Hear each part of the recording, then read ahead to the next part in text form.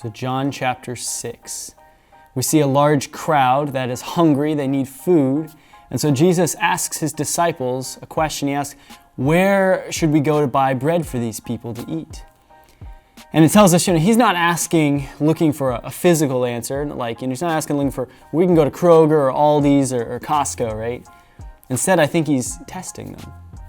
And that feels weird, right? Like Jesus testing his disciples? Why?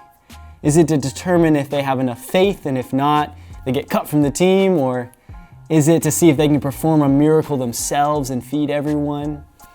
Why does Jesus test them? Well, we see in the next few verses, they actually bring a boy with very small, gathering of fish and bread, and basically it's a little Lunchable. And then we see how Jesus, of course, multiplies that food, making more than enough for everyone. And everyone's amazed, and the miracle is used to show people who Jesus is and in turn who God is. But I think what's interesting is the disciples see an impossible situation, then they see Jesus handle the impossible situation. Okay, so what? Well, later in the disciples' lives, when Jesus is gone, you know what they do? They perform miracles. They start doing stuff that they associated with Jesus. Why? Because they saw what Jesus could do through, a boy with a Lunchable, and they realized that God could use them to do even more than they could possibly imagine, right? Ephesians 3:20.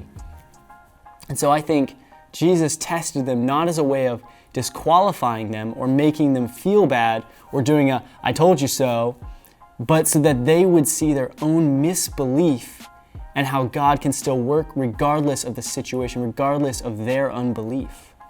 The test was actually for them. It was so they would see, because they weren't ready to be used, because their faith was so small.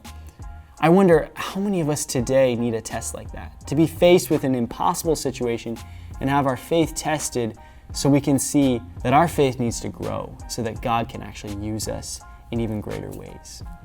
God doesn't need us, look at this story, but I believe he desperately wants to use us.